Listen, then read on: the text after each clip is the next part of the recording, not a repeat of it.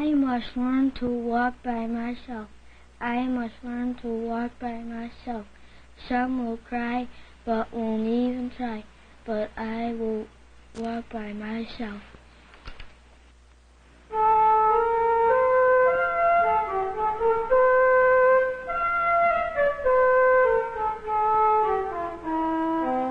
The exceptional child, a child with differences.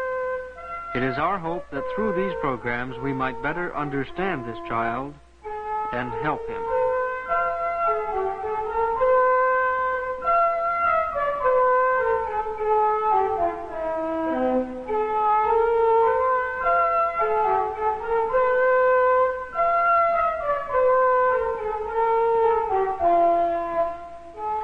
This little boy is George, and as you've already seen, George is crippled. But a child who is trying with all his strength and with the help of those around him to learn to walk and to do things for himself. George was crippled by polio before the Salk vaccine, and although polio is rapidly being defeated, it is only one of many such crippling diseases that confront our children. I'm Ed Jones, your host on these programs, and today we're going to meet and try to understand with greater insight something of the special problems that confront the crippled child. Besides polio, there are dozens of major diseases and problems which often result in crippling of the arms, legs, feet, and back. The children in this physical education class reflect many of these physical limitations. Randy has hemophilia. Jimmy has cerebral palsy and also asthma. James had polio, but a long leg brace helps him to walk. Lee has a severe heart condition, but an operation has made more active exercise possible. Pat also had polio and needs a long leg brace. Joe has cerebral palsy, and his whole left side is affected. Arthur has a foot deformity known as clubfoot. These other children have a variety of types of disabilities. Some were present at birth. Others are the result of illness or injury. Thus, there are varying degrees and types of crippling. How much the child will be limited physically depends on the condition causing the crippling, the severity of the condition, and of course the child's health and energy level, as well as his adjustment.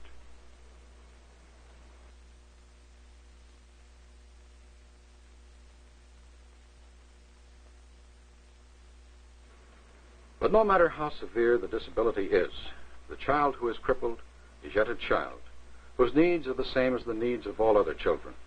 But the important difference is, the child who is crippled often has a far more difficult time satisfying those needs. His disability does not allow for completely free social or physical movement. For because of his physical disability, some avenues to achievement and fulfillment are closed to him, a fact which tends to set him apart from others, and a fact which can, though need not, cause serious problems resulting in discouragement, sometimes despair, insecurity, and anxiety. More than anything, the crippled child wants to be like others, if not physically, at least socially and personally. If, however, he conceives his handicap as a barrier to the achievement of a happy and full relationship in the world, or if he is made to feel that as a barrier by others, frustration and serious maladjustment can result. But a crippled arm or a crippled leg does not mean a crippled life. And if we who are not crippled can understand the special problems that confront the child who is crippled, we shall be in a far better position to help this boy obtain a wholesome relationship in life and a happy, secure life. With us today is Mrs. Catherine Blake, Dr. Catherine Blake, who is Research Associate in Education for Exceptional Children at Syracuse University. She has worked for several years with children with neurological and orthopedic difficulties, and today will bring into clearer and sharper focus some of the special problems that confront the child who is crippled. Crippling can happen to anyone. It can happen to you and to me. It can happen to our children and our friends and their children.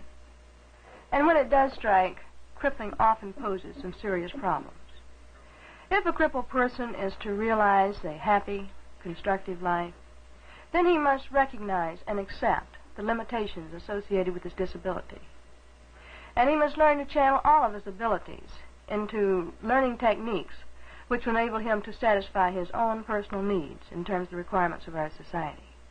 Now, often, this is a very difficult task. And although they must take major responsibility for themselves, crippled children and their parents need help.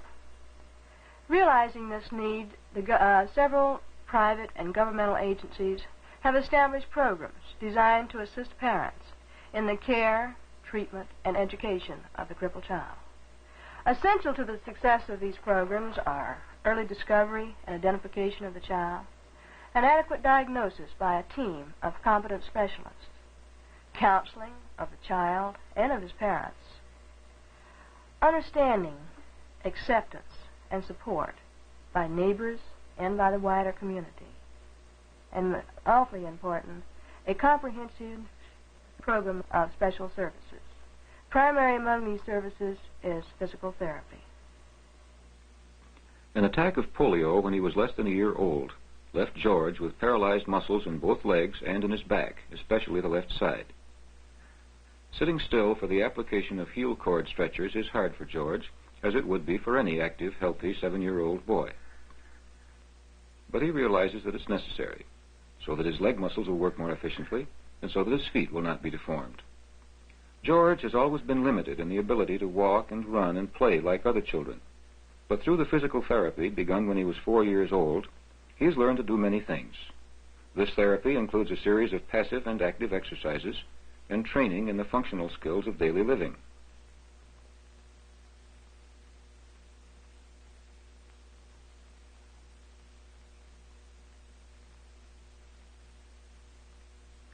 Treatment such as this is a big part of his life. But George's acceptance of his disability and his active participation and cooperation make the task of achieving physical independence easier for his therapist, his parents, and himself.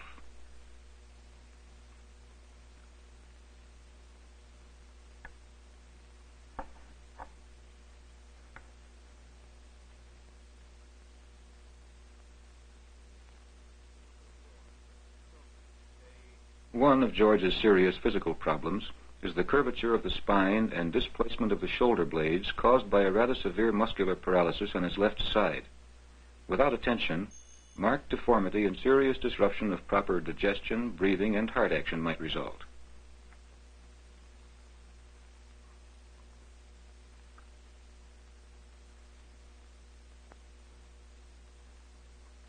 However, correct physical alignment is increased when he wears especially constructed braces with a built-up left shoe, a hip pad, and a pelvic band.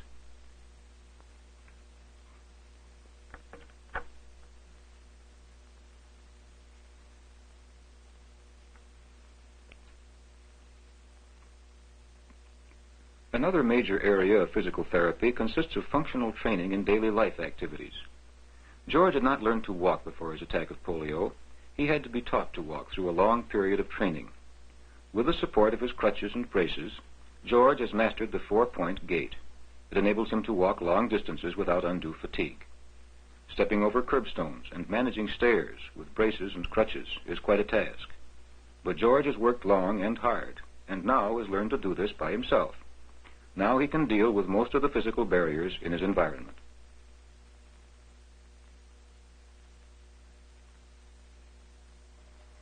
The only therapeutic requirement for some crippled children is a program of physical therapy. Such a program includes neuromuscular re-education and training in the basic motor patterns of balance, coordination, relaxation, and walking. Others need the help in learning to use their hands in the activities of daily living that they receive in occupational therapy. Some children are more extensively limited. They need both physical therapy and occupational therapy. Sometimes physical disability is centered in the arms. As a result of both Erb's palsy and cerebral palsy, Harvey is seriously limited in the use of both arms and hands. This hampers his performance of the essential activities of daily living.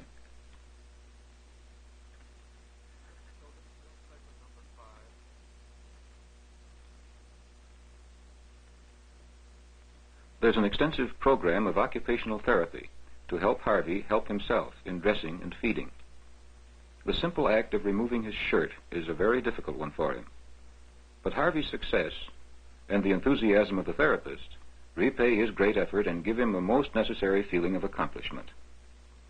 As he has come to realize that he can channel his abilities into doing things for himself, Harvey now takes the initiative in many activities. Putting on and taking off braces at home requires a great deal of his parents' time. Harvey's help will speed up the task and free them for other work. As he gets older, Harvey will assume more and more of the responsibilities for many of the aspects of his daily care.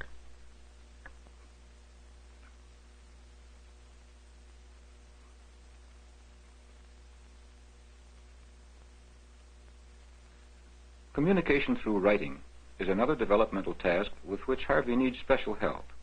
Because of the muscular involvement in his arms and hands, Harvey cannot write legibly with a pencil. However, to do a spelling lesson, he must be able to write words so they can be read, and he must write them in a relatively short time. One way he can cope with this problem is by learning to type. But even to type, Harvey must have special equipment. The keyboard of his typewriter is covered by a metal plate with a small opening for each key. This enables him to hit the keys one at a time, despite the excessive and uncontrollable movement in his hands and arms. An arm brace and a specially constructed table are needed, too. Lacking this special equipment and training in its use, Harvey would have to try to write everything by hand. The small return for the effort and the time required to do this could lead to frustration, tenseness, and fatigue. He might even stop trying altogether. Even with the typewriter, there are times when it's difficult to get started. But here the therapist's patience and understanding make the problem of getting started easier for Harvey to manage.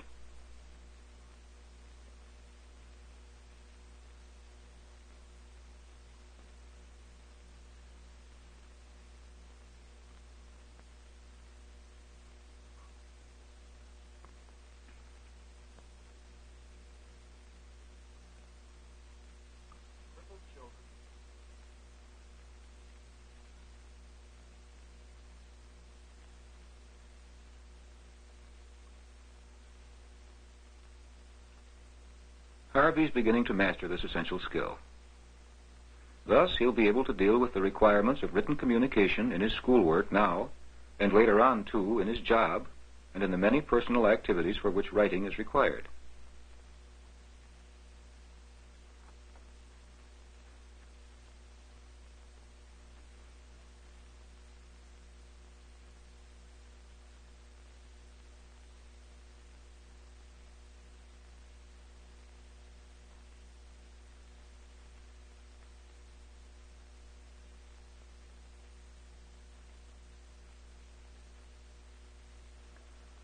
Harvey works hard, and although it takes him a long time to perform these activities which require the use of his hands, he is making progress.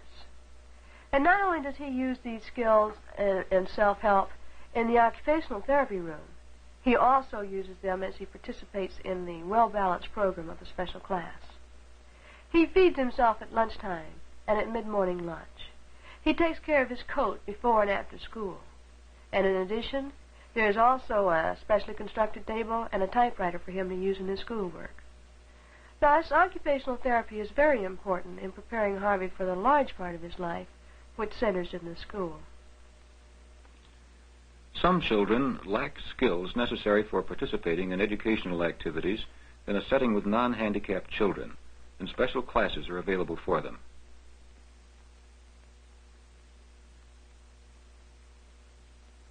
Miss Medvey's class is one of these.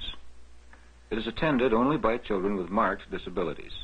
They like their teacher and enjoy the many special activities she, with her special knowledge, skill, and interest, is able to plan for them. And, of course, learning to work and play with others is very important for the crippled child. His play life in his early years has been curtailed by physical limitations. The warm, happy responses fostered in group activities such as these contribute to the fulfillment of the child's needs for satisfying personal relationships.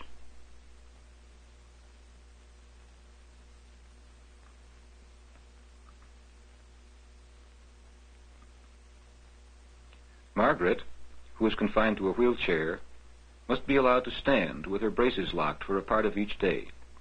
The standing table is good for Margaret because it relieves the tedium of long hours when she must remain seated in her wheelchair. Time spent in the standing table also helps to strengthen the muscles in Margaret's legs and to improve circulation. This is a way in which the work of the physical therapist and the classroom teacher overlap in a cooperative way. Time spent in the standing table is not wasted for Margaret. She's working to develop some of the skills which form an important part of the kindergarten program.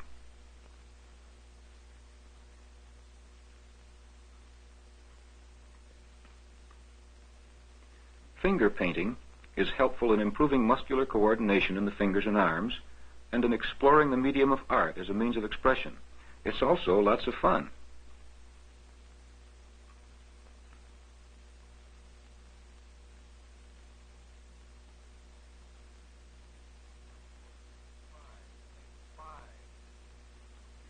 This is one of the many other kindergarten activities that can be provided in this primary special class. They are important in establishing readiness for the academic subjects and the avocational pursuits these children will acquire as they grow older.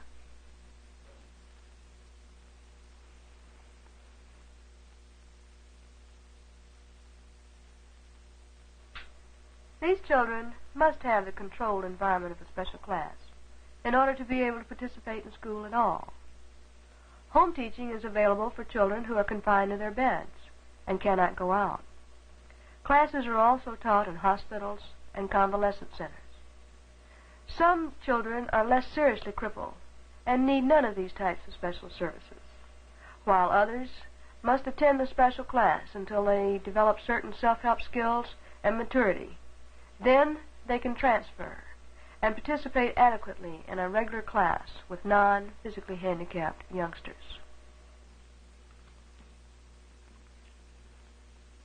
There's nothing special about teaching arithmetic to a child with paralyzed legs. Donna has had polio. She has a hard time walking. She knows asking Miss Lariston to come to her would be easier, but she has learned she cannot use her disabilities as an excuse for unnecessary demands for help. She must do things for herself, must show initiative, be independent. George, too, can be a participating member of this group. Only a part of his day is devoted to physical therapy. George's pal Randy had a hard time learning to color and draw, but he was determined. Now, though he may fumble, his crippled arms and hands are no longer a serious barrier to most activities. George and Randy need a sense of security. Learning to function within the limitations of their disabilities contributes to this. Here the school has a major responsibility, but crippled children like George and Randy can do much to help themselves and each other and the rest of the class.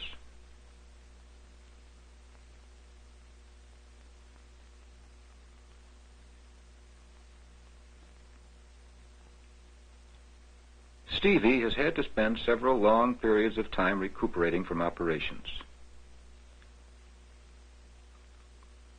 In a small reading group, he can get the intensive help he needs to catch up. Limitations in physical ability do not always mean limitations in educational ability, but the crippled child may need more time and special equipment. And granting certain essential self-help skills, there is no reason why he cannot manage effectively in a regular class.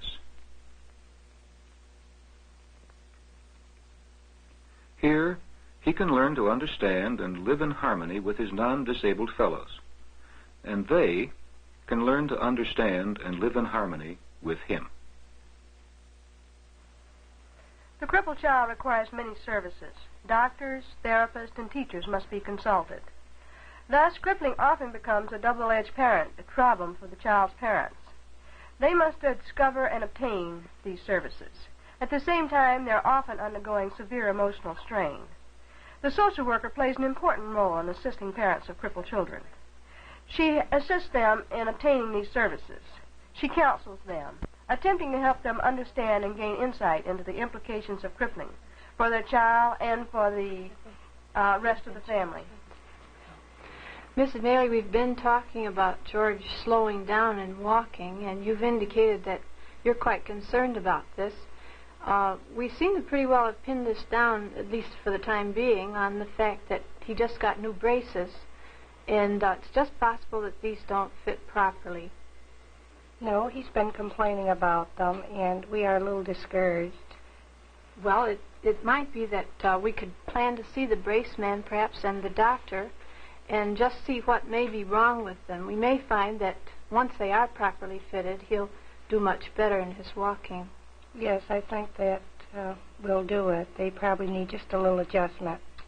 You know, we were talking the last time I saw you about your being discouraged. Do you remember when he came back from the convalescent home, and there was a period there where he had had a cold or something, and you felt that he had slowed down then? Do you feel that this kind of happens every so often with George? Yes, I do. He has his ups and downs. One day he'll do a lot better than other days, and you have to learn to kind of adjust to this, don't you? To That's realize right. that there will be these times that will come with him. Yes. How do you handle this with George? Not every statement can be taken at face value. Often parents come to the social worker with a neutral, more superficial problem, and go on to express deeper anxiety and discouragement. If the social worker fails to recognize the actual problem, then the parent may leave feeling even more dissatisfied and anxious. Information giving without personal counseling is of relatively little value. And we were talking about the other children in the home, well, your own children and others that may come in to play with him. Are there times when George may feel that he either can't keep up with them or they may not be too considerate of him? Yes, that has arisen in George's eyes. He has been told that he's been crippled, and he resents it. This really hurts, doesn't it? Yes, it does. When it's a child who doesn't understand That's the right. situation. And it's apt to hurt you, too, to feel that he is Right. disturbed. Yes. How do you handle this, Mrs. Amelie, with George? Well, I've taken George aside and explained to him that it's a condition that he will have to live with. And he has pointed out, gone as far as to look ahead and ask us if he's able to make a living with his condition. And we have pointed out to him that he must go to college like his dad did, and it will come. He really is looking a long way ahead, Yes, isn't as he? young as he is, he has thought of that. Yes. Well, do you feel that you are able to help him accept his limitations? I mean, in terms of perhaps never being able to get around quite as well as other children, or maybe do some of the things that other children do. Yes, he has done very well up to now. You feel his attitude is Yes. pretty good. Oh, yes, he has a wonderful disposition. Is he doing fairly well in school, so that you might look ahead, really, to college? And Yes, he does very well in school. He's a bright little child, and we feel that if he does keep on, why, he won't have any trouble as far as an education is concerned. But the important thing all along the way is to help him to accept the places where he may slow down and not right. be doing as well. The outlook for George seems positive. He and his parents are facing many of the limitations associated with his disability. They're trying to cope with the problems that arise from day to day, and they're beginning to plan for the future. A number of highly trained personnel, working together as a team, have assisted George and his parents in this process. And of great importance to George and to his family, the children in his neighborhood and at his school, and their parents too, do not look at George only in terms of his crippling. Instead, they see him as a pleasant fellow, a good friend, who is full of ideas and fun to be with. Now, not all physically limited children are as fortunate as George. Some are more seriously crippled. Others do not have and have not had the special services that they need. If these children, and all crippled children, are to realize the achievement possible to them, we must all work together and contribute to their well-being. They, in turn, must try to help themselves. They must recognize and accept their limitations and learn techniques which will enable them to deal adequately with a variety of physical barriers and problems. They must build their lives around their assets by channeling all of their abilities into the performance of the essential activities of life.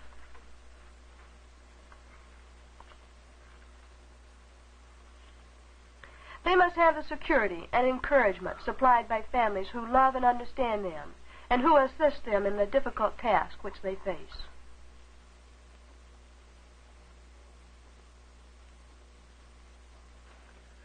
Every child has his own pattern of growth. And when that child has a specific handicap, such as a crippled arm or a crippled leg, that pattern, of course, is somewhat more complicated.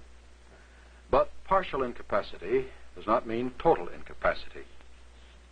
His disability curtails his social and physical movements. But these restrictions need not cause inadequate personality growth or fulfillment.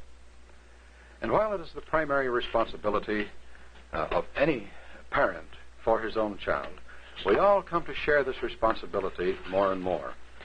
Bye, George. Goodbye, Mr. Jones. The treatment that any crippled child receives from his parents, from his playmates, and from society as a whole can determine to a large extent the happiness and usefulness of this child. It is up to all of us to try to understand the very real and complex problems that face the child who is crippled, and to try to help him in every way possible to find a full and positive relationship in life. Next week, we shall try to understand the relationships of the child with cerebral palsy, remembering that a child with a handicap is yet a child, an exceptional child with a life that may be restricted, even somewhat distorted, but one that can grow and continue to grow toward fulfillment. As we know more about the growth and development of children with handicaps, we shall be able to help the handicapped child more and more in his quest for happier and more secure relationships, in the hope that if he cannot completely eliminate his handicap, he can effectively reduce the restrictions they cause. The child is born, new life begun, a life which may be exceptional, but need not be without beauty and achievement.